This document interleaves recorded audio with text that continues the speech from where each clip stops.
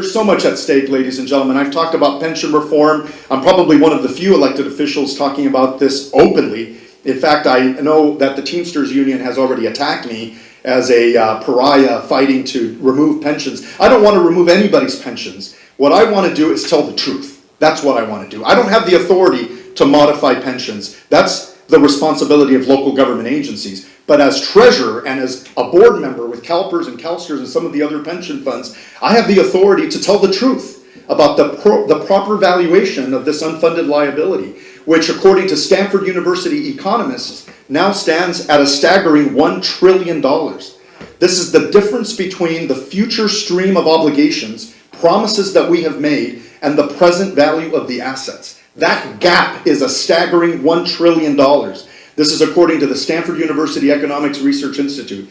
And I ascribe some credibility to that. I went to Stanford, I've read the report, it is very sound, analytically, academically. And if you don't believe that metric based on an appropriate discount rate, something closer to the risk-free rate of return, then we can converge on a point halfway between what the legislature is using now with their Mickey Mouse math, closer to 7.5%, or the discount rate that Stanford economists use. And even if you converge on a halfway point, that is still $500 billion gap. Think about that. For reference, the size of the annual fund or the general fund for the legislature or coming out of the legislature on an annual basis hovers around $250 billion. That means that we would have to shut down government for the next 4 years or 5 years and tax you several times over just to recover from this gap. That is an unacceptable predicament.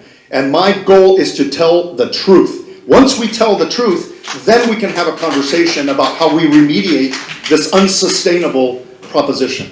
Okay? And I'm not afraid to say it. I'm not afraid to say it.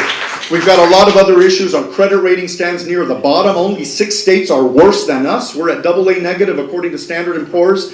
Only 6 states are worse than us, including Illinois, which is just about to fall apart, if you're watching Illinois, for the same reasons that we have mismanaged our financial affairs. And so we really need somebody now, today, to stand up for the truth and to serve as a check and balance on a legislature run amok.